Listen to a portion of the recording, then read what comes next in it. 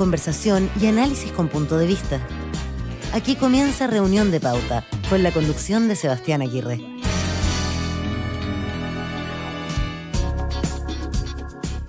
¿Cómo están? Bienvenidos a Reunión de Pauta. Estamos comenzando nuestra edición de día viernes aquí en la 100.5. Gracias por estar junto a nosotros en el cierre de esta semana corta, semana que pasó además muy rápido, porque ha sido una semana súper intensa de hartas noticias también. Nosotros vamos a estar con el análisis, con la conversación de algunos de los temas que han marcado precisamente esta semana. Vamos a estar aquí en la 100.5 en Santiago, 96.7 de Valparaíso, Viña del Mar, de Temuco, 99.1 en Antofagasta y en nuestro sitio web, por supuesto, en pauta.cl, revisando los temas más importantes del día de hoy. Nuestros panelistas ya están conectados también. Vamos a comenzar la conversación del día de hoy junto al abogado, investigador del Instituto de Estudios de la Sociedad IES, Guillermo Pérez. ¿Cómo está, Guillermo? ¿Qué tal? Hola, Seba. Hola, Paula. Hola, Cristóbal. ¿Todo bien por acá? Bienvenido. También está con nosotros Paula Paulete, directora de Estudios de Comunidad Mujer, ex secretaria general de Revolución Democrática y miembro del directorio de Rumbo Colectivo. Bienvenida, Paula. Hola Guille. Hola, Cristóbal. Gracias por acompañarnos. Y también está Cristóbal García Huidobro, historiador académico de la Facultad de Derecho en la Universidad de Santiago. Cristóbal, ¿qué tal? Hola, ¿qué tal, Seba? Chiquillos, ¿cómo están? Un gusto, como siempre. Bienvenidos, gracias por acompañarnos. Nuestros panelistas, por supuesto, que nos traen sus datos y recomendados de esta semana, sus noticias coladas también para nuestro segundo bloque, pero en el primero vamos a estar profundizando en un debate que se dio a través fundamentalmente de una serie de cartas del director en el diario El Mercurio. Es un debate que cada cierto tiempo resurge también, algo conceptual, pero que en el contexto de la campaña de este año en particular quizás toma mucho más fuerza, por lo que se está discutiendo desde el 18 de octubre del 2019 en adelante. Y tiene que ver con el concepto de neoliberalismo. Un debate no tan sencillo tampoco de zanjar por las difusas fronteras que tiene el concepto. No hay mucho consenso también respecto a lo que significa. Y esta semana distintas personalidades discutían a través de los medios, entre ellos estaba Ignacio Walker, Carlos Williamson, Axel Kaiser, Agustín Esquela, el convencional, también entró al debate. Bueno, nosotros lo traemos a la mesa y a la agenda de Reunión de Pauta para profundizar en este tema. A la luz precisamente de la carrera presidencial, quizás cobra una interesante oportunidad, ¿no? Tiene una oportunidad para analizarlo más en detalle. Partamos por una definición básica, Guillermo, no sé si es tan fácil, pero de tratar de acercarnos a lo que significa esto del neoliberalismo, un concepto que se ocupa además muchísimo y en distintos ámbitos de discusión. Sí, yo creo, Seba, que como dices tú, el tema se puede tocar desde varias aristas. Y en primer lugar, bueno, la idea es que el neoliberalismo es un concepto bastante refaloso, es como difícil pillar algo así como una definición certera. De hecho, hay un paper bien interesante de unos profesores de Berkeley, que son Taylor Boas y Jordan Gansmore, que estudiaron el término de neoliberalismo y que llegaron a conclusiones que son bien interesantes. Como hicieron un análisis de 148 artículos académicos publicados en las mejores revistas de política comparada, de desarrollo, de estudios latinoamericanos, entre 1990 y el 2004, y documentaron que, primero, ninguno de esos artículos, por ejemplo, que revisaron, se enfoca como en una definición o en el uso de la idea de neoliberalismo. O sea, el término se utiliza mucho, sobre todo a partir de la década de los 90 en adelante, pero es por lo general muy indefinido. O sea, no se sabe muy bien de qué se trata. Es más que nada como un efecto retórico de quienes quieren alegar sobre, ya sea políticas públicas, un modelo de desarrollo, una ideología, como un paradigma académico. Entonces, no es un concepto que a nivel de ciencias sociales esté bien definido y establecido. De hecho, también en este mismo estudio, estos investigadores muestran que también se emplea de manera muy desigual, ¿no es cierto? O sea, a través de diferentes divisiones ideológicas. O sea, un término que ocupa la izquierda principalmente, pero que la derecha no.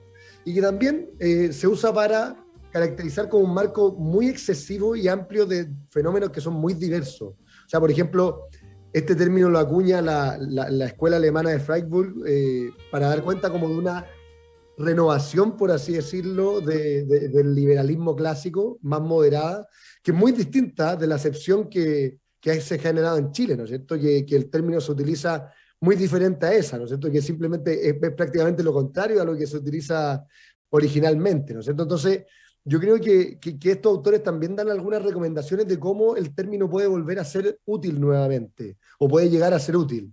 Y explican y señalan, por ejemplo, que es fundamental explicar para poder entender qué es el neoliberalismo, cómo el capitalismo moderno es diferente de otros modelos de economía política previos de capitalismo. También tratar de distinguir cómo funciona el liberalismo en las sociedades ya industrializadas, en los países en desarrollo, y Ajá. también como tratar de refinar, por así decirlo, las tipologías que tienen las economías de mercado a nivel nacional, como que esas particularidades muchas veces no se captan. Entonces, es muy interesante ese estudio porque permite también mostrar que este es un término que no está para nada definido y que muchas veces no sabemos de qué hablamos cuando hablamos Sí. de neoliberalismo.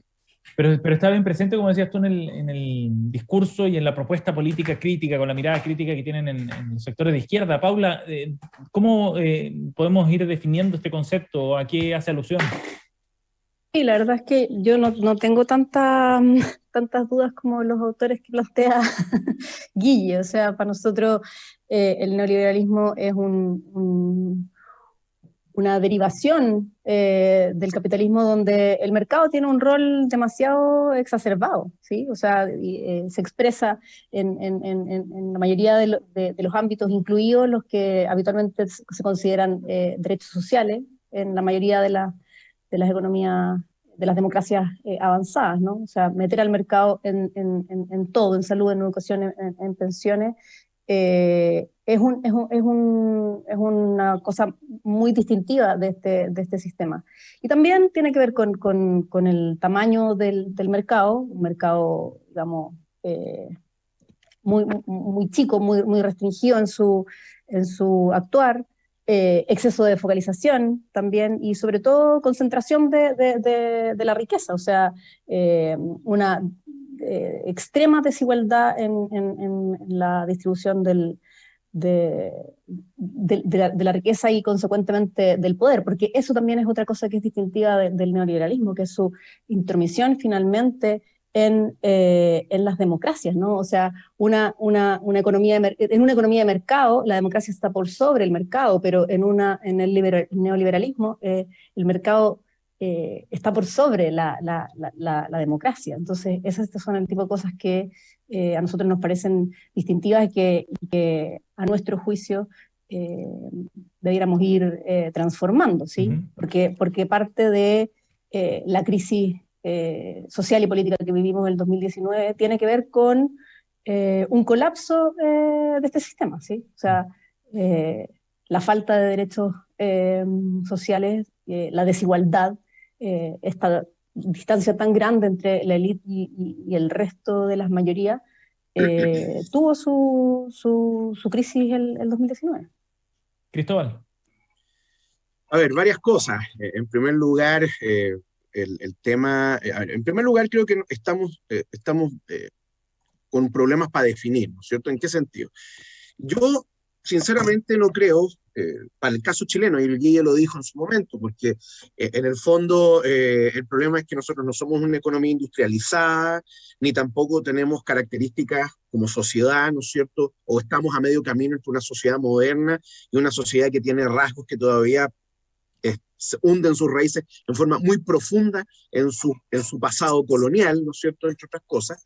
De eso podemos discutirlo más adelante, además porque eso implicaría traer algunas herramientas de la sociología, pero que en definitiva te demuestran que Chile y en general América Latina no puede adoptar un modelo moderno, ¿no es cierto?, como el liberalismo o quizás ¿cómo se llama?, su segunda encarnación en el neoliberalismo y aplicarlo en forma correcta porque hay un montón de estructuras que lo impiden, ¿ya? En Chile lo que existe, y como existe en la mayor parte de América Latina, es lo que se llama el crony capitalism o el capitalismo clientelista, ¿ya? Que por si acaso no existe solamente acá en América Latina. Piensen ustedes en Japón, que es una sociedad, Paula, que tiene una distribución del ingreso bastante más equitativa que la chilena. Están los Keiritsu, en Corea del Sur, ¿no es cierto? Están los Chaebol. En definitiva, esta lógica de conglomerados, de corporatocracias, ¿no es cierto?, que dominan en definitiva el mercado, pero también dominan el ámbito de lo político, donde hay clientelismo político que se mezcla a su vez con el mundo empresarial, ¿ya? Nosotros siempre hemos tenido clientelismo político, desde que Chile es una república, y mezclado con el impulso empresarial, indudablemente que eso crea esta tormenta perfecta del capitalismo clientelista. bajo ninguna circunstancia, y tú misma lo reconociste en la versión pasada de este programa, en Chile nunca se ha aplicado las doctrinas de Friedman como corresponden. ¿Ya? No hay neoliberalismo en el sentido estricto, y bueno, ya podríamos discutir eso con mayor detalle. Entonces, sí, pero en ningún aquí lado, nos enfrentamos... ¿Perdón? En ningún lado Ya, entonces, por el lo modelo tanto, de Friedman fue aplicado así tan. Por lo tanto, si vamos a ponernos como corresponde con las definiciones, entonces en Chile nunca se ha aplicado netamente el modelo neoliberal. Se han aplicado quizá políticas que se podrían considerar neoliberales, pero tomando en consideración la forma en que está distribuido el mercado en Chile y las relaciones que existen, ¿no es cierto?, de clientelismo político y económico, indudablemente nosotros estamos frente a capitalismo clientelista más que a neoliberalismo. Y Cristóbal, ¿y hay políticas, cuando tú dices, se han aplicado políticas neoliberales, como cuáles o en qué sectores, por ejemplo? Bueno, indudablemente la desregulación en ciertos mercados, ¿no es cierto?, el dejar libremente flotar los tipos de cambio y cosas por el estilo, tienen su parangón en el modelo liberal. Ahora, neoliberal, no sé, yo entre el neoliberalismo y el liberalismo clásico me cuesta encontrar grandes diferencias. Ahora, puede ser que sea un error mío y parte de mi ignorancia porque yo no soy economista, ¿no? Y miro las cosas desde la perspectiva de la historia. Pero sí, perdón, dime. No, sí, para darle la palabra a Guillermo, que quería agregar algo. No, simplemente señalar algo, que, a ver, piensen ustedes lo siguiente, nuevamente, nosotros en Chile, por ejemplo, ya, si echamos la culpa de todo el auge neoliberal al régimen de Pinochet, ¿ya? A mí no me parece muy neoliberal de su parte el haber establecido una serie de frenos, ¿no es cierto?, a la economía propiamente tal, ¿no es cierto?, en cuanto a mantener mercados regulados, el tener el peso a 39 pesos por dólar, que fue uno de los motivos por los cuales la economía chilena revienta el año 82. A mí no me suena muy liberal o neoliberal de parte del gobierno, más todavía cuando tú tenías un ministro de Economía, ¿no es cierto? Sí, el ministro de Economía, que es de los primeros ministros de Pinochet, que dice, la economía de Chile soy yo. Ya, pero ¿para qué nos vamos a quedar en las excepciones? O sea, efectivamente, claro, Pinochet tampoco privatizó Codelco, ¿cachai? Y le puso plata a las forestales. O sea, hubo ahí un impulso también de, comillas, industrialización desde el Estado. Estamos de acuerdo, pero no nos quedemos en las excepciones. O sea, efectivamente, igual acá, por ejemplo, el sistema de pensiones, finalmente, es un sistema de ahorro individual de todos los trabajadores y las trabajadoras que sirve para alimentar las inversiones de las grandes empresas, ¿cachai? O sea, empoderando más a las... Recordemos que las modificaciones al decreto ley 3500 se hicieron durante los gobiernos de los presidentes Frey, Lago, Elwin, o sea, perdón, el Lago, Frey, el Lago, etcétera. Entonces, otra discusión sobre la continuidad también del concepto. Sí. Guillermo quería... Lo que quería decir es que yo creo que antes de contestarle a lo que decía la Paula recién, que creo que es importante poner ahí un tema sobre la mesa, primero decir que el neoliberalismo yo creo que es un paraguas demasiado amplio como para poder definir la particularidad de la situación chilena. Como que yo prefiero ocupar otros términos más particulares que creo que son más claros que, entre comillas, modelo y entre comillas neoliberalismo. Y para eso, creo yo, hay que enmarcar los orígenes intelectuales del proyecto de desarrollo chileno en los últimos 50 años y volver, en cierto modo, al proyecto de Jaime Guzmán y preguntarse finalmente qué hay ahí, ¿no es cierto? O sea, da la impresión de que muchas veces la izquierda, salvo Fernando Atria, son pocos los que quieren dar esa discusión y se suelen quedar en el lugar vacío que después impiden la solución de los mismos problemas que dicen criticar porque caen en las mismas lógicas que dicen criticar, como ocurre con el retiro de los fondos de pensión. O sea, la lógica de esta plata es mía es una lógica muy individualista, entre comillas, neoliberal, ¿no es cierto? Y supuestamente se quiere superar eso. Pero para superar eso hay que entender el proyecto de Jaime Guzmán. Y el proyecto de Jaime Guzmán está marcado primero que todo por un contexto de Guerra Fría, por un marcado y conocido anticomunismo también, ¿no es cierto? Y ese proyecto consistió, al final de cuentas, en la suma de una democracia protegida, más un liberalismo económico, intentando defender ese liberalismo económico desde una dimensión que pudiera ser compatible con la visión de Guzmán, más conservadora y más cristiana, ¿no es cierto? Entonces, él lo que hace, finalmente, para fundamentar una economía liberal, convergente con la doctrina social de la Iglesia, es ocupar el principio de subsidiariedad, ¿no es cierto? Una visión totalmente liberal y parcial del principio de subsidiariedad. O sea, entender el principio de subsidiariedad, que es mucho más profundo, como simplemente Estado mínimo, ¿no es cierto? Entonces, eso es lo que hace Jaime Guzmán, esta mezcla de democracia protegida con subsidiariedad parcial, con economía de libre mercado, para poder fundamentar su posición como conservadora cristiana a partir de una economía de libre mercado, y eso es lo que finalmente termina como reventando, por así decirlo, porque finalmente el principio de subsidiariedad mal aplicado de forma parcial, como lo entendió o como lo quiso interpretar Jaime Guzmán y como lo interpretó buena parte de la derecha en los últimos 20 o 30 años, Y el fue Tribunal lo que hizo Constitucional. que se generara, sí, fue lo que hizo que se generara esta visión de el Estado mínimo, ¿no es cierto? Hay una visión que está bien extendida, por lo menos a nivel de la derecha, que por ejemplo cuando se habla de modernización del Estado, se habla de achicarlo finalmente o de hacer más trámites por Internet. Pero, por ejemplo, hay una dimensión de la subsidiariedad que es la descentralización, que la derecha nunca ha tomado en cuenta. O sea, la derecha se viene oponiendo a los proyectos de descentralización desde hace 10 años, al mismo tiempo que dice que defiende la subsidiariedad. Entonces, cuando esa suma del proyecto de Guzmán, de democracia protegida con libre mercado, con una subsidiariedad parcial, empieza a tensionarse, es cuando esta situación empieza como a agrietarse o a quebrarse, la situación chilena, por así decirlo, que es obviamente el modelo desde un contexto específico de Guerra Fría, desde toda una situación particular que obviamente es mucho más particular que hablar simplemente del neoliberalismo. O sea, eso es un mote que no dice nada prácticamente. Paula. No, yo no estoy de acuerdo con que no diga nada por mucha confusión y poca claridad que pueda haber respecto del tema. O sea, efectivamente, claro, después de la Guerra Fría teníamos como o sea, había que protegerse en el fondo de los socialismos totalitarios, pero también ahora nos hemos dado cuenta que la democracia y la libertad también están en peligro porque el neoliberalismo ahora es totalitario, ¿sí? O sea, ha premiado todos los espacios. ¿Qué sentido, Paula? Porque yo creo que el gran triunfo del neoliberalismo es encarnarse en el sentido común, ¿no? O sea, el que para la gente sea normal que alguien que tenga más plata acceda a mejor salud y mejor educación, ¿sí? Y que eso sea lógico. ¿Como la obvio, mercantilización evidente. de ciertos espacios? Por supuesto, claro. Y en el fondo,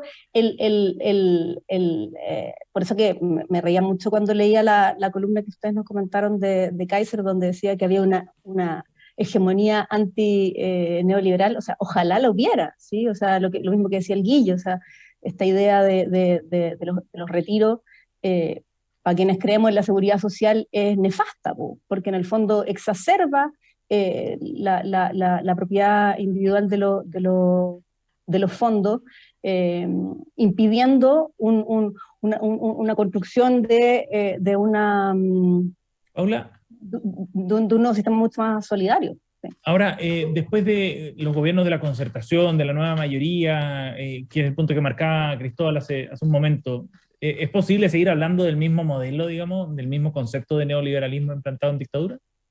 Sí. Sí, o sea, la concertación lo único que hizo fue humanizar un poquito el modelo, pero siempre, digamos, establecieron algunos mínimos, pero no hubo avance en derechos sociales. Y de hecho, hay un libro de Garretón que se llama Neoliberalismo corregido y progresismo limitado, donde él va dando cuenta de que finalmente la concertación no quiso ser fundacional, que cuidaron mucho como lo de la gobernabilidad y hicieron reformas así por goteo, pero no paquetes transformadores. O sea, finalmente lo que dice Garretón es que la democracia de los acuerdos no reflejaba consenso, sino que fue simplemente que la concertación aceptó el poder de veto que tenía la derecha. Y otra cosa que recuerda Garretón es que no nos olvidemos de los autoflagelantes. O sea, hubo voces dentro de la concerta que fueron críticas, pues, y quisieron ver de que no se estaba avanzando en ninguna transformación. Guillermo y luego Cristóbal. Sí, que a mí igual me llama la atención como la crítica que se hace al neoliberalismo desde la nueva izquierda, pues, no sé, por ejemplo, desde el lugar desde el que habla Gabriel Boric o el que habla el Frente Amplio, cuando la verdad es que uno ve que la dinámica del neoliberalismo, que al final el proyecto de Guzmán de mezclar economía de libre mercado con una subsidiariedad parcial lleva a un individualismo muy potente, es finalmente, o sea, ellos finalmente terminan replicando esa misma lógica. Pienso, por ejemplo, cuando para un 14 de febrero, Ajá. RD, Revolución Democrática, subió a su Twitter una frase de Ayn Rand, que es una filósofa libertaria, que, no sé, Axel Kaiser queda chico al lado de Ayn Rand, donde decía, para decir yo te amo, primero se debe aprender a decir yo. Y fue tanta la gente que salió diciendo que esto era problemático porque obviamente estaba en contra de todo lo que decía defender Revolución Democrática, que la terminaron bajando, ¿no es cierto? Entonces, esa lógica de los retiros, esa lógica de la frase que acabo de mostrar, la lógica de los temas muchas veces morales, de la corrección política, muestran también un individualismo súper profundo, que también es, entre comillas, muy neoliberal, ¿no es cierto? O sea, Pero eso te iba cuando... a preguntar, ¿es solamente neoliberal esa idea? Es ¿Esa que concepción? yo creo que claramente sí, cuando yo planteo o cuando yo presento una filósofa libertaria como un ejemplo de lo que se tiene que entender el amor, o sea, para que finalmente una frase donde lo único que está diciendo es yo soy el individuo, por así decirlo, al estilo de Nicanor Parra en el soliloquio, claramente sí, o sea, yo Ujú. creo que hay toda una lógica que se está dando en la nueva izquierda de en cierto modo, ocupar las mismas dinámicas que quieren, o sea, ocupar las mismas categorías que quieren aborrecer, o sea, aborrecen lo mismo que terminan practicando. A eso voy. Como por Ajá. ejemplo, cuando se habla Sí, lo hablamos hace un par de semanas, cuando se habla de la propiedad del cuerpo. La propiedad sí, del en el cuerpo debate sobre la es un despenalización del aborto. argumento muy Sí. liberal. Cristóbal. No, mira, a ver, yo creo que estamos, hay temas que tienen que ver acá normalmente con definiciones. Por ejemplo, la Paula hablaba que el neoliberalismo es totalitario. No sé en qué forma sería totalitario o si califica dentro del ámbito de la ciencia política para ser calificado como totalitario. Eh, Eso por un lado. En segundo lugar, nuevamente, yo creo que estamos tratando de mostrar que en Chile nosotros tenemos un grado o un nivel de desarrollo tal que nos permitiría aplicar un modelo como el que estamos señalando, ¿no es cierto? Y yo creo que eso nunca ha sido así.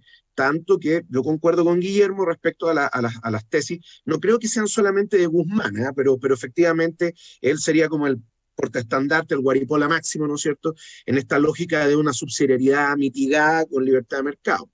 Lo otro también tiene que ver con, y quiero aquí aclarar un punto que creo que no quedó claro, cuando originalmente se crea el régimen de pensiones en Chile, ¿no es cierto?, a través del decreto ley 3500, a mí no me parece muy neoliberal que se mantengan, por ejemplo, ganancias mínimas establecidas, es decir, que yo a todo evento iba a obtener UF más 4%, con un país que tenía un veintitantos por ciento, un 30% de inflación anual.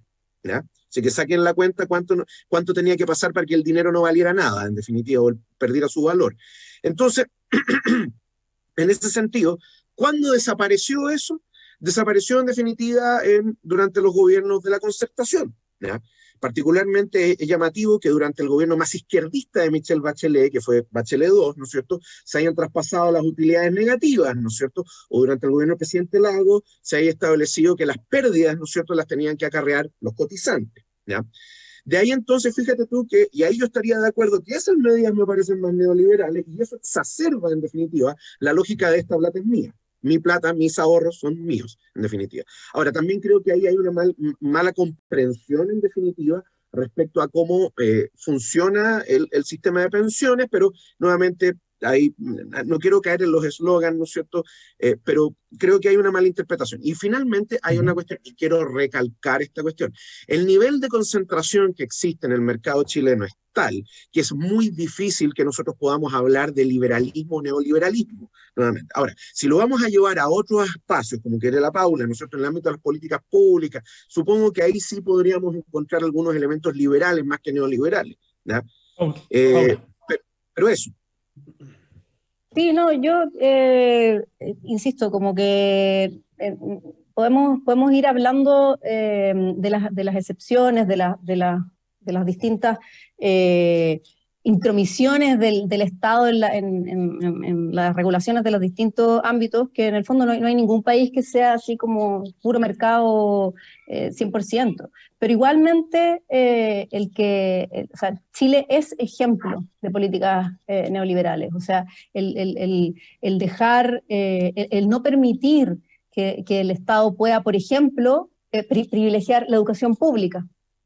¿Sí? O sea, acá se intentó hacer, para la reforma de Bachelet, de la ley de inclusión, la ley de la desmunicipalización de la educación básica y media, se intentó en el fondo poder privilegiar la educación pública. ¿Y qué dijo el Tribunal Constitucional? Que no se puede, que tienen que competir en igualdad de condiciones con el resto de los actores. Entonces, efectivamente, y eso por dar un ejemplo, quiero decir, en salud no se ha podido tampoco avanzar, para qué decir en pensiones, en política industrial no podemos tener tampoco un Estado emprendedor. Entonces, digamos, hay hartos indicios de que nuestro país tiene una predominancia del mercado mucho mayor que en otros países, y que en otros países desarrollados, pues si de eso estamos hablando, de que en el fondo el Estado es más grande, se entromete más, regula más y ofrece más que mínimos a sus poblaciones en democracias avanzadas, porque lo importante acá también es como, o sea, y por eso que están súper ligados democracia y economía, ¿no? Porque finalmente acá con el nivel de concentración que hay, que es abrumador, o sea, es de las economías más concentradas del mundo, el poder que adquiere esa élite es muy grande. Entonces finalmente tienen un poder político que se traduce en ir legislando a su favor y seguir en el fondo concentrando. Que es lo que plantea también Cristóbal. Sí. Y eso no es neoliberal. Tenemos que ir a la pausa, pero Guillermo quería agregar algo. Lo último, sí, Guille. Lo que quiero agregar es que a mí me complica pensar que agrandar el Estado no implica generar nuevas élites clientelares. O sea, como que yo sé que el Estado tiene problemas, que el mercado también tiene profundos problemas, pero también hay que ver cómo conjuga, por ejemplo, esta idea de hacer el Estado más fuerte con la misma idea que tiene la misma gente de poder darle más voz y voto a las regiones o a los territorios, por así decirlo. Ahí hay una contradicción, una tensión que es bien potente. Y lo último sea, yo creo que esta dinámica del neoliberalismo no solo cae a la izquierda, como en esta caricatura, sino que también la misma derecha. O sea, que se ve como reflejada como en un espejo, por así decirlo, como un signo opuesto de lo que plantea la izquierda. O sea, pienso, por ejemplo, en las cartas de Axel Kaiser, y en toda esa derecha que niega el malestar, en esa obsesión como decir de que el modelo no tiene problemas, sino que es la izquierda que le lavó el cerebro a la gente, o que la gente se compra los discursos de la izquierda, y que todo esto depende finalmente no de sentarse a pensar en los problemas del modelo, sino que simplemente en contratar agencias comunicacionales que nos puedan vender mejor la idea. Guillermo Pérez, Paula Poblete y Cristóbal García Huidobro están aquí en Reunión de Pauta en la 100.5. Nos vamos a ir a nuestra pausa. Antes de eso, queremos invitarlos a revisar Derecho a la Convención, que es el nuevo programa de Pauta, en conjunto con los abogados Marisol Peña y Gabriel Osorio. Están todos los sábados en pauta.cl y este domingo también a las 10 de la mañana en nuestra señal radial. Nos vamos al corte y volvemos.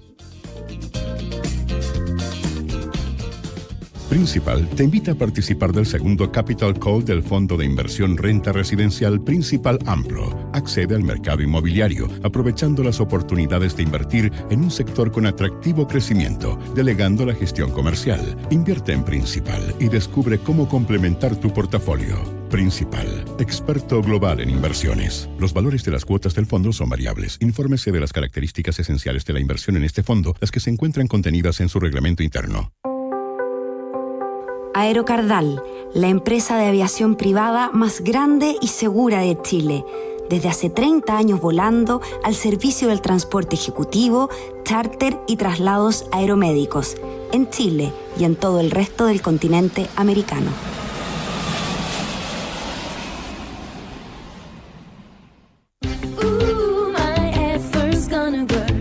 que hay muchos médicos especialistas, ¿verdad? Médicos traumatólogos, neurocirujanos, oftalmólogos, cardiólogos, dermatólogos. Y sabes que hay muchos bancos, pero hay bancos y bancos. Banco Internacional es un banco especialista, con soluciones precisas y a la medida. Porque si de tu empresa se trata, es tu mejor elección. Banco Internacional, expertos en banca empresa. Contáctanos en bancointernacional.cl o al 600-363-5000. Infórmese sobre la garantía estatal de los depósitos en su banco en www.cmfchile.cl.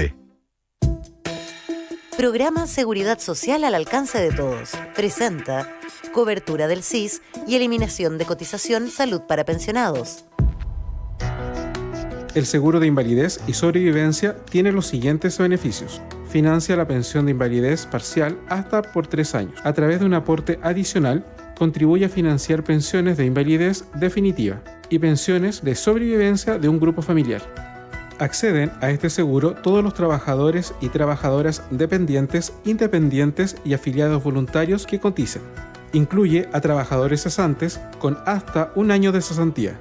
En otro ámbito, desde el año 2011, la Ley 20.531 exime la obligación de cotizar el 7% de salud a los pensionados. Se accede desde los 65 años y perteneciendo al 80% más vulnerable de la población, de acuerdo al Registro Social de Hogares. Conozca más acerca de este programa en www.ciedes.cl. Esta es una iniciativa financiada por el Fondo para la Educación Previsional, FEP, administrado por la Subsecretaría de Previsión Social del Gobierno de Chile. www.previsionsocial.gov.cl. GQ Auditores Consultores.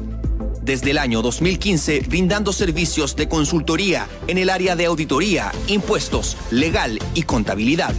Un estilo de consultoría diferente, basado en nuestra propia metodología, GQ, y en las mejores prácticas del mercado.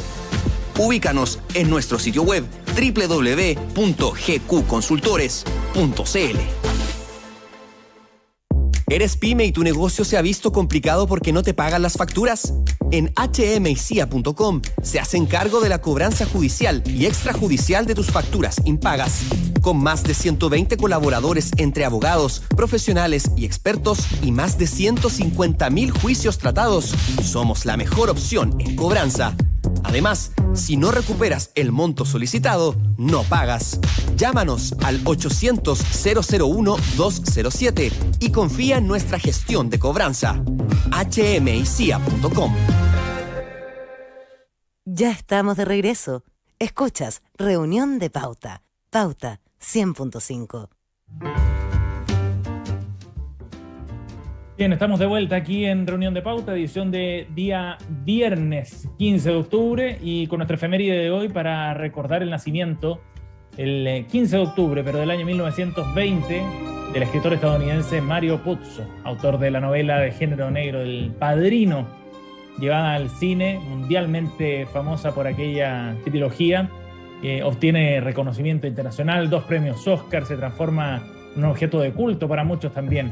Mario Puzo murió el 2 de julio de 1999 en Bay Shore, en Nueva York, pero dejó un tremendo legado que fue llevado también a la pantalla grande. Y lo estamos recordando el día de hoy a la efeméride de Reunión de Pauta. Escuchas a Sebastián Aguirre en Reunión de Pauta. Pauta, hablemos de verdad. Nos vamos a nuestras noticias coladas. Nuestros panelistas arman su pauta también con los temas que nos traen el día de hoy, aquellos que quizás pasaron un poco desapercibidos. Cristóbal García Huidobro nos invita a hablar del telescopio espacial James Webb, que llegó hasta el puerto espacial europeo en la Guayana Francesa, donde será lanzado el 18 de diciembre. ¿De qué se trata esta noticia, Cristóbal? Cuéntanos. Ya, a mí siempre me han gustado este tipo de cosas y es el nerd científico que llevo dentro. No, ríete, pero yo estoy esperando los 7 años, 14 años que se demoró en llegar New Horizons a Plutón, solamente para ver cómo lucía Plutón. Y Plutón tenía un corazoncito, así que valió la pena. El James Webb es uno de los proyectos más ambiciosos que han surgido en los últimos 20 años, no sé, 30 años incluso, y que además también va a buscar desplazar al Hubble, ¿ya? Pero es una apuesta extremadamente arriesgada. Es un telescopio que se va a ubicar no en la órbita terrestre, sino en un punto que se llama el punto Lagrange 1, ¿no? Es uno de los puntos, ¿no es cierto?, dentro de la vecindad, ¿no es cierto?, de la Tierra, pero que va a estar tan lejos que si se echa a perder el telescopio, bueno, hasta ahí nomás llegó el telescopio, ¿ya? Esto es una inversión, ¿no es cierto?, que han hecho distintos países, ¿no es cierto?, fundamentalmente las agencias espaciales canadienses, norteamericanas y la europea, ¿no?, para poner este telescopio. Y además también yo sé que el Guille de repente es medio escéptico con estas cosas, de mirar fuera, que como pensar en lo de adentro. Yo creo que podemos hacer ambas cosas. Y además también este telescopio va a servir fundamentalmente para encontrar nuevos exoplanetas, aparte de estudiar otros fenómenos astronómicos. Pero lo más notable del telescopio es que va a tener un nivel de magnificación tal que incluso va a poder permitir estudiar las atmósferas de esos planetas. ¿Me entiendes? Algo que, claro, evidentemente hay un margen de error más o menos grande, pero yo creo que es fascinante, en primer lugar, hasta dónde ha llegado nuestro desarrollo tecnológico, y segundo, las nuevas fronteras que esto puede abrir. Y además también te demuestra que la cooperación internacional entre distintas agencias y gobiernos nos puede llevar muy, muy lejos. Guillermo. Yo, sí, me importa un cuerno esto, ya, dilo. No, lo encuentro interesante porque cada vez que leo de estas cosas estoy muy influido por la lectura de este libro, La condición humana, de Hannah Arendt, donde la introducción habla sobre los telescopios y cómo los telescopios modificaron la forma en que el hombre se entendía en el mundo, como que el hombre se desarraiga del mundo a partir de la invención del telescopio y empieza a mirar hacia el cielo. Y que ese es un cambio muy profundo en el ser humano que todavía estamos tratando de gestionar, creo yo, y que también con la llegada del hombre a la luna, con estos intentos de llegar a Marte, también empiezan como a generar cambios de los que todavía no nos damos cuenta totalmente, creo yo. Paula. Sí, bueno, yo tampoco tenía una opinión formada respecto de esta noticia, así que hablé con mi amigo Pato Rojo, que es astrónomo de la Chile, para preguntarle qué significaba esto, pues, y claro, corrobora lo que decía Cristóbal, de que esto abre una ventana de observación, de precisión, de sensibilidad, sí, inédita, o sea, a nivel de los proyectos astronómicos, uno de los más esperados. De hecho, me mandó un meme que te voy a compartir después, Cristóbal, porque el lanzamiento de se ha postergado varias veces, entonces están ahí como, ya, sí, ahora sí que sí. Y, claro, y me decía que, bueno, que el Hubble tiene un diámetro de 2,4 metros, que es equivalente a tener en la Tierra un telescopio de 8 metros de diámetro. Entonces, el aumentar el diámetro a 6,5 es así una brutalidad, o sea, es muy el área de observación se multiplica por 7 veces. Entonces, la recolección de información que pueden tener, la cantidad de fotones que van a poder ver es mucho mayor, tanto así como muy fascinado. Yo la verdad es que un poco como que ojalá, o sea, aspiro a que esto sea algo más que un regocijo nerd y que sirva para algo, o sea, que en el fondo aumentar el conocimiento acerca del universo ofrezca también solución a los problemas que tenemos acá en la Tierra. A mí como que me da un poco de temor de repente, ¿no? Como que quizás que van a encontrar, ¿no? Sí. Que estemos mirando más allá de lo que corresponde, más o menos, ¿no? Claro, esa es la aventura de la investigación y del conocimiento, que te encuentras con cosas que nunca esperaste. Un mundo paralelo donde ganó Hadwe y Lavín. Es otro universo. Otro universo. Estamos con Cristóbal García Huidobro, Guillermo Pérez y Paula Poblete. Paula, vamos con tu noticia colada sobre el gobernador de California, Gavin Newsom, quien promulgó una ley que prohíbe la extracción sin consentimiento del condón en una acción que es conocida como stealthing. Y que fue tratada, si no me recuerdo, en una serie en algún momento, pero es un tema que se ha abordado también, sobre todo desde el punto de vista de las mujeres, ¿no? Cuéntanos sobre el tema, Paula. Mujeres, pero también hombres. Hay hombres que también son víctimas del stealthing. Bueno, también. Sí, pues bueno, yo traje esta noticia porque entre tanta cosa esta semana, evidentemente esto pasó súper colado. Y a mí me parece que es una buena noticia, porque en California lograron, y así lo ponen ellos como lema, ¿no? Lograron que el stealthing fuera no solo inmoral, sino que ilegal. Y al revés de lo que se ha hecho en otros países donde se ha transformado como en un delito penal, digamos, en una agresión sexual a nivel penal, acá se hizo una reforma al Código Civil, ¿sí? Entonces tiene algunas ventajas en el sentido de que, bueno, todas las agresiones sexuales tienen la dificultad de la prueba, ¿no? Entonces acá, en este caso, las víctimas en el fondo pueden demandar por daño y lo pueden hacer ellas mismas, no tienen que ser fiscales que investiguen, etcétera, ¿no? Yo lo traje porque me parece que el sancionar este tipo de conductas donde se recalca la falta de consentimiento, ¿sí? Y que se atenta en el fondo contra la indemnidad sexual de la víctima, es lo importante, porque ahí lo vinculo con Chile, porque en Chile hay un proyecto en el Congreso que busca instalar la idea de que sin consentimiento es violación, sobre todo a propósito de lo que pasó en el mundo, digamos, en España con lo de la manada, ¿no? Que se decía que la chica no había opuesto resistencia, entonces que se asimilaba en el fondo el no oponer resistencia con el consentir, y nada más alejado de eso, ¿no? Entonces ya el Congreso nuestro en la Cámara de Diputados y Diputadas aprobó este proyecto, ahora lo aprobó en el 2019, se ingresó en 2018 después del Mayo Feminista. Ahora este año, el 2021, avanzó en la Comisión de Mujer y Género en el Senado, pero todavía falta trámite para que en el fondo podamos decir que en el fondo, o sea, que quede clarísimo en Chile que la falta de resistencia no constituye manifestación de consentimiento, que si se usa la fuerza, si se intimida, si hay relación de subordinación o dependencia, si hay engaño, tampoco puede considerarse consentimiento. Y bueno, lo traje porque me parece que California fue un avance. Guillermo. Sí, sí, también creo que es un avance importante. La pregunta que me hago tiene que ver con el tema del consentimiento propiamente tal, como con las distintas, por así decirlo, no sé si etapas, pero distintos consentimientos que se tienen como a lo largo del camino de la relación sexual. Y creo que en el caso de las trabajadoras sexuales, que es donde se centra un poco la noticia de la BBC que muestra esto, eso es bien precario, porque el problema del consentimiento en el caso de la prostitución se da antes que esto, ¿no es cierto? Antes que este problema, o sea, hay un problema previo a ese. El hecho de que hayan mujeres pobres que tengan que dedicarse a esa actividad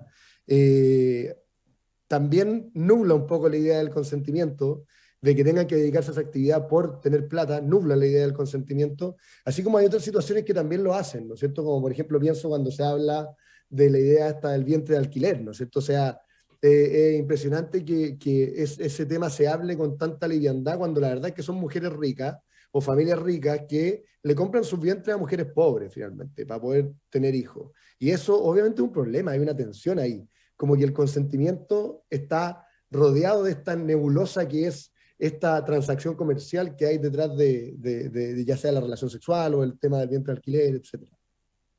Cristóbal. Mira, yo tema me acuerdo que lo había visto antes y además también me había tocado leer algunas sentencias, fundamentalmente españolas, ¿no es cierto?, sobre el tema.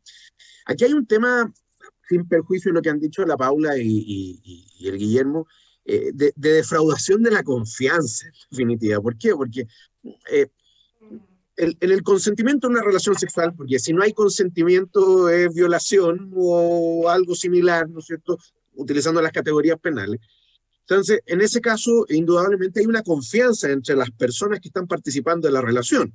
Y si efectivamente las reglas del juego eran utilizar algún método anticonceptivo, indudablemente este tipo de práctica, ¿no es cierto?, la que estábamos conversando, el stealthing, es una cuestión que defrauda la confianza entre las partes. Y además ni hablar del daño que puede causar.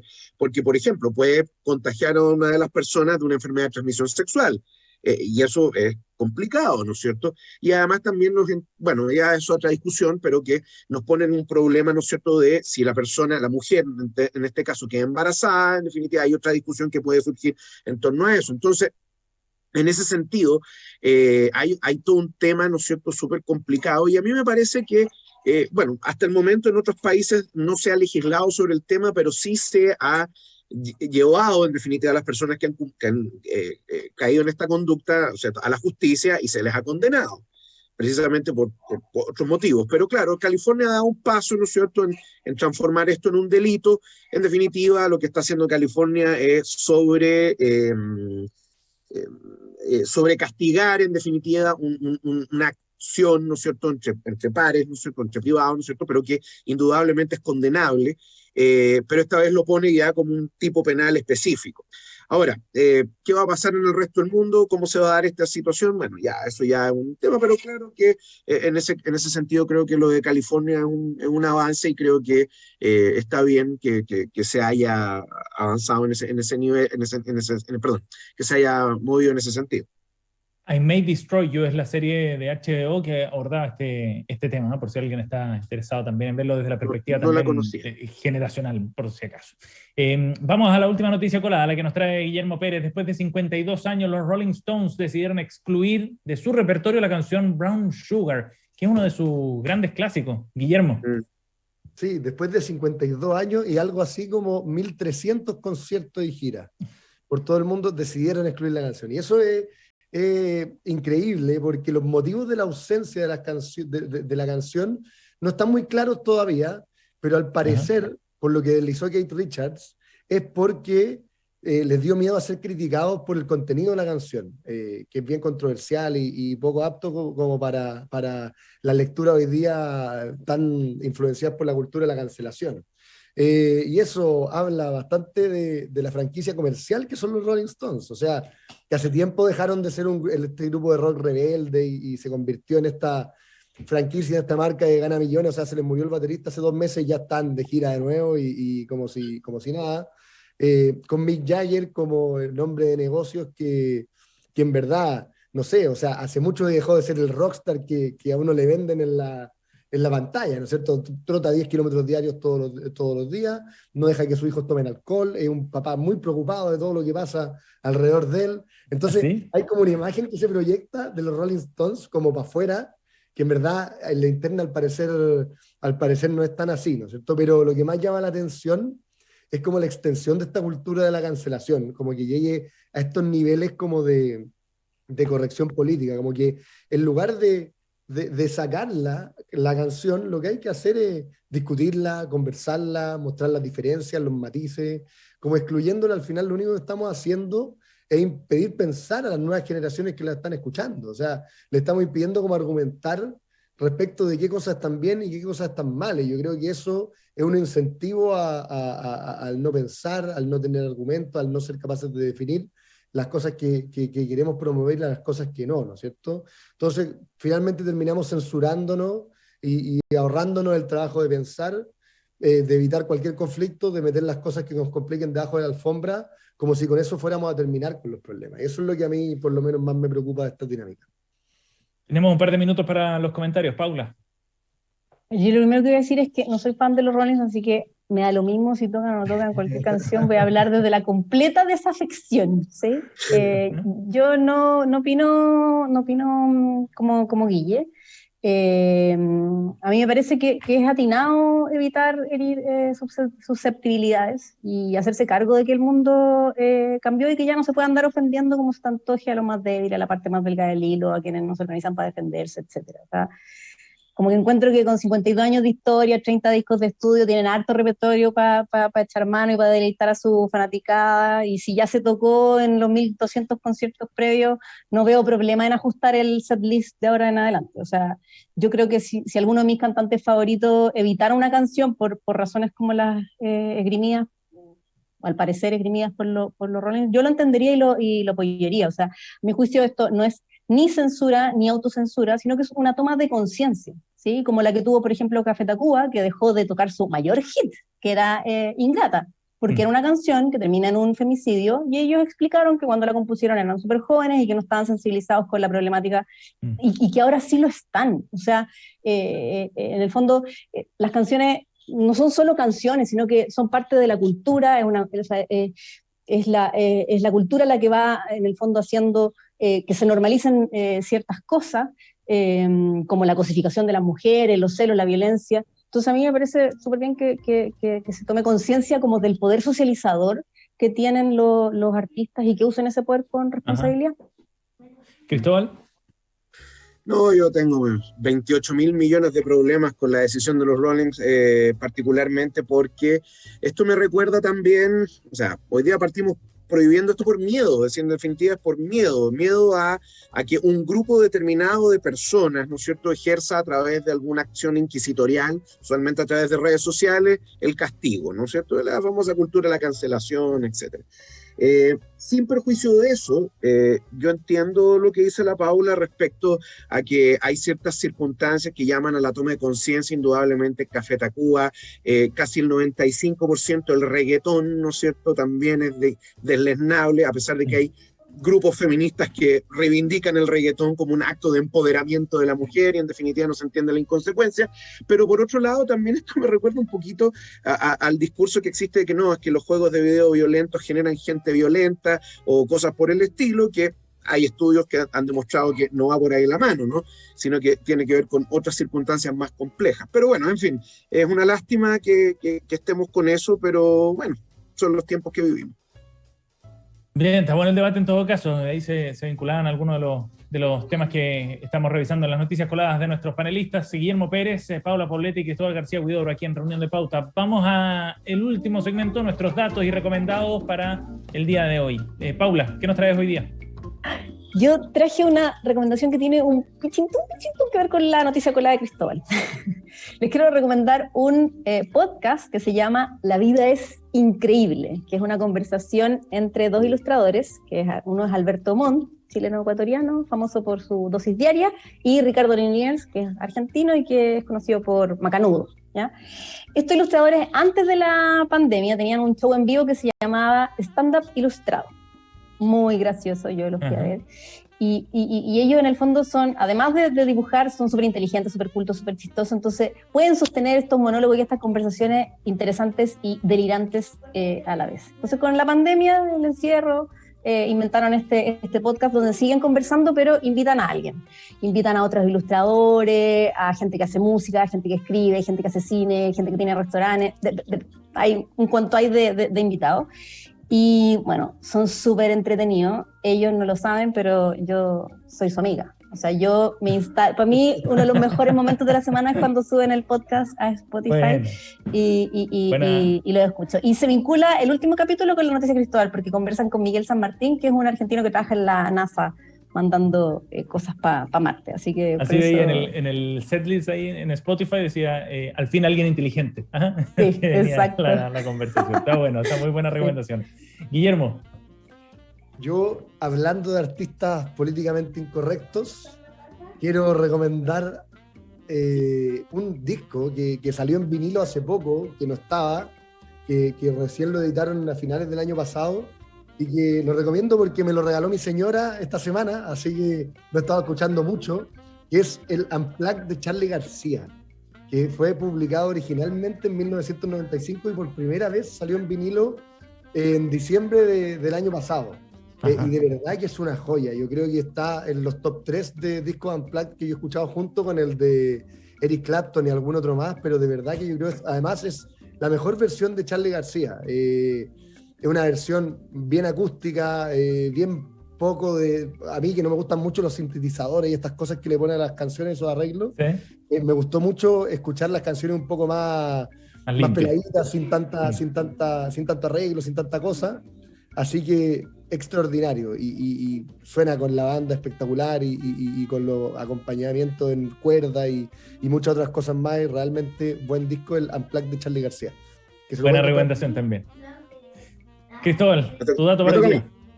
Ya, hoy día les quiero recomendar, y quizá esto le va a gustar a la Paula, para que después de que se termine de torturar con el juego del calamar, se empiece a torturar Y ya, pero callado, cuidado con los spoilers.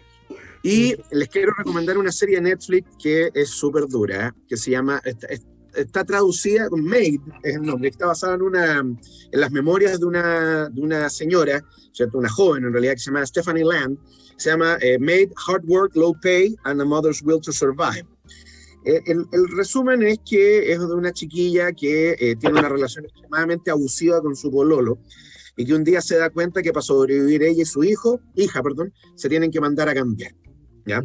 El problema es que no tiene red de apoyo, tiene una familia disfuncional ella misma, y se dedica fundamentalmente a trabajar como empleada de casa particular, pero ella se dedica a limpiar. Es distinto como es en Estados Unidos la cosa. Contrata a una persona para que vaya a limpiar la casa, etc. Es una cuestión súper dura, en el fondo, porque al final tú te das cuenta que como no tiene a nadie en el mundo salvo a su hija, y puede ser un poco cliché, pero no es cliché, es una historia real que se repite mucho.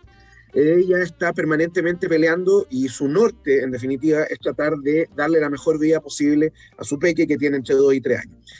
No me acuerdo cómo está traducida al castellano la serie, pero bueno, la recomiendo, es muy buena. Pero hay que tener un poquito de guata para verla. La estrenaron el 1 de octubre, así que si quieren hacer un binge watch en algún momento, la recomiendo. ¿Las cosas por limpiar será el nombre en español? Esa, Las cosas por limpiar. Bien. Ahí está la serie, sí. Buena recomendación. Empecé a ver el primer capítulo, está muy buena. Está en línea de las buenas recomendaciones que ha dado Cristóbal García Huidobro. Cuando quieren, chiquillos, cuando quieren. Cristóbal García Huidobro, Guillermo Pérez y Paula Poblete con nosotros aquí en Reunión de Pauta. Gracias a los 3, buen fin de semana. Chao, nos vemos. Chao, que descansen. Que estén bien. Gracias por acompañarnos en la 100.5. Ya viene Cristian Barken desde el Jardín. Que tengan un buen fin de. Nos vemos el lunes. Chao.